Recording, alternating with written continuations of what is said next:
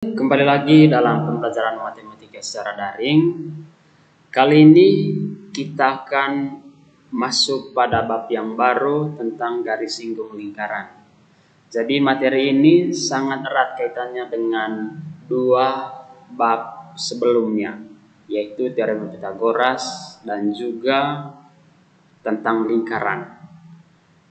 Dan untuk hari ini kita hanya membahas di bagian awalnya pada materi garis singgung lingkaran berkaitan dengan sifat-sifat garis singgung, kemudian melukis garis singgung pada lingkaran dan juga panjang garis singgung tersebut. Seperti apa materinya? Mari kita perhatikan berikut ini. Nah, pertama adalah sifat garis singgung lingkaran.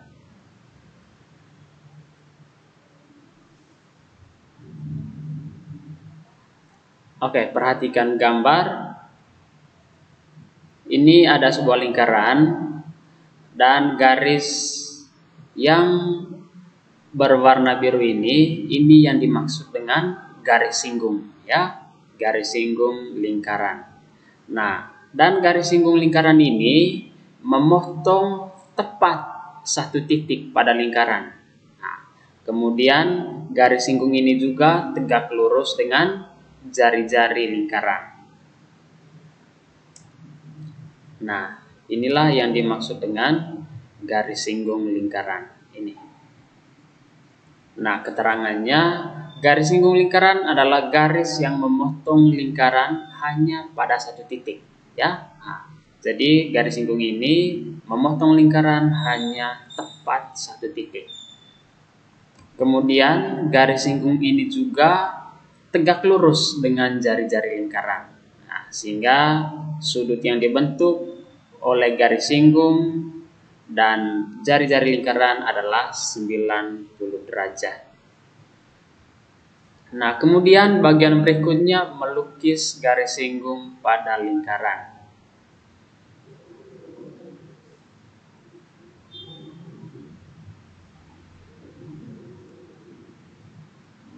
Oke, sifat-sifatnya adalah yang pertama, melalui sebuah titik pada lingkaran hanya dapat dibuat satu garis singgung pada lingkaran tersebut.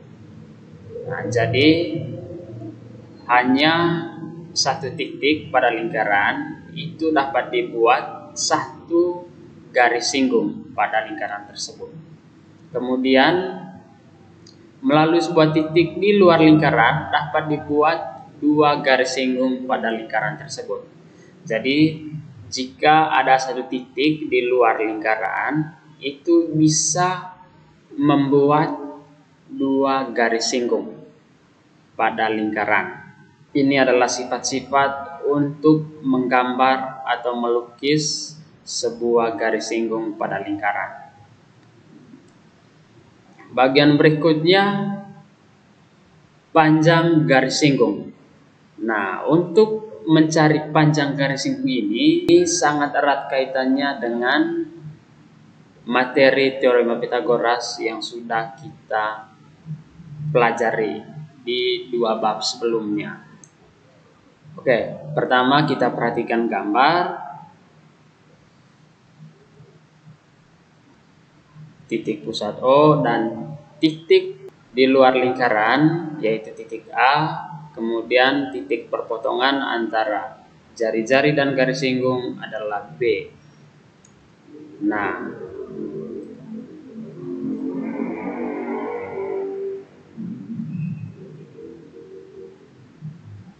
ini akan membentuk sebuah segitiga siku-siku. Segitiga siku-siku OAB atau OBA. Nah, di mana siku-sikunya ada di titik B. Ya, ada titik B yang merupakan perpotongan antara jari-jari lingkaran dan garis singgung. Nah, karena ini adalah segitiga siku-siku, maka berlaku teorema Pythagoras.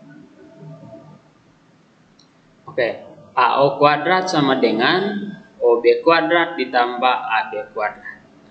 Nah, dalam segitiga ini maka yang menjadi sisi miringnya adalah OA, ya. Nah, sehingga berlaku AO kuadrat sama dengan OB kuadrat tambah AB kuadrat. Kemudian AB kuadrat itu sama dengan AO kuadrat dikurang OB kuadrat. Atau dalam bentuk lainnya, AB sama dengan akar kuadrat dari AO kuadrat kurang OB kuadrat. Nah, AB ini tidak lain adalah garis singgung. Nah, untuk lebih pahamnya, mari kita perhatikan contoh berikut ini. Pada gambar berikut, BP adalah garis singgung lingkaran. Hitunglah panjang AP. Nah, oke, kita perhatikan gambarnya. Ada titik O, kemudian A, B, P, ya. Nah, BP adalah garis singgung lingkaran. Hitunglah panjang AP. Nah, panjang BP sama dengan 30 cm dan OA itu 16 cm. Nah, seperti apa jawabannya? Mari kita perhatikan berikut ini. Nah, panjang AO atau OB itu sama dengan 16 cm. Ini adalah jari-jari lingkaran, ya. Nah, kemudian panjang garis singgungnya adalah 30 cm. Nah, sekarang sebelum kita mencari panjang AP, ya, sebelum kita mencari panjang AP secara keseluruhan, maka terlebih dahulu kita cari dulu panjang OP.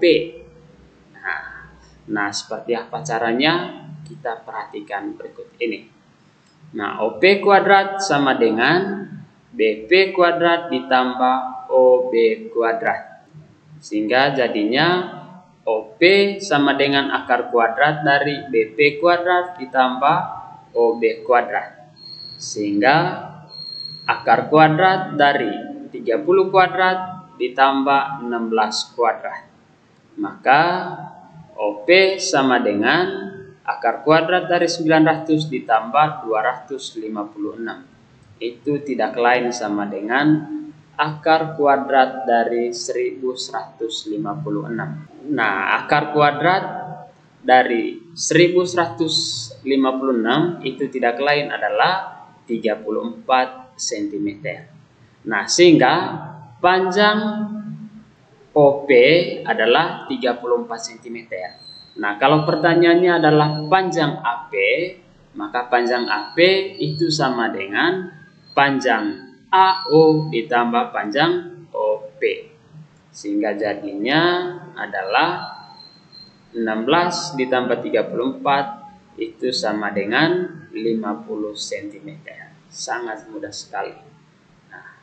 Nah, kemudian contoh yang berikutnya adalah pada gambar berikut panjang OS sama dengan 6 cm. Hitunglah panjang PQ. Nah, kita perhatikan gambar.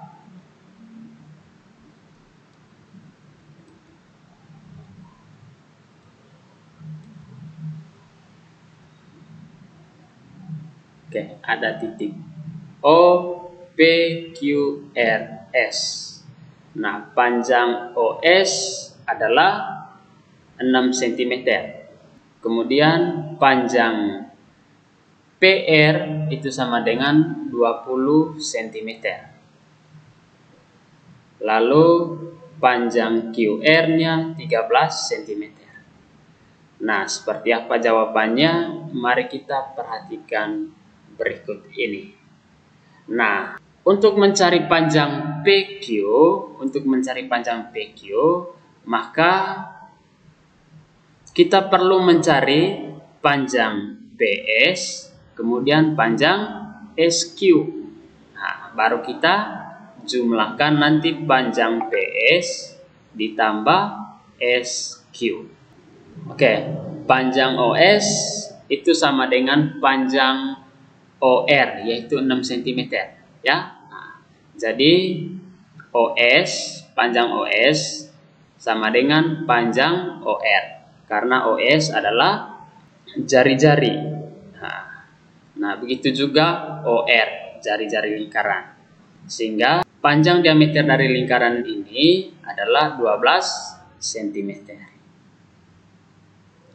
Nah, panjang QR-nya adalah 13 cm dan panjang PR 20 cm. Nah, kemudian yang pertama kita cari panjang QS-nya. Nah, panjang QS.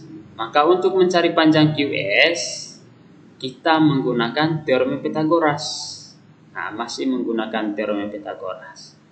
Maka itu nanti jadinya adalah QS sama dengan akar kuadrat dari QR kuadrat kurang SR kuadrat. QS sama dengan akar kuadrat dari QR kuadrat kurang RS kuadrat atau SR kuadrat. Maka jadinya akar kuadrat dari 13 kuadrat dikurang 12 kuadrat. Nah, sehingga jadinya adalah akar kuadrat dari 169 dikurang 144. Nah, 169 kurang 144 itu tidak lain adalah 25. Sehingga berikutnya akar dari 25. Akar dari 25 tidak lain sama dengan 5 cm. Jadi panjang QS atau SQ-nya sama dengan 5 cm.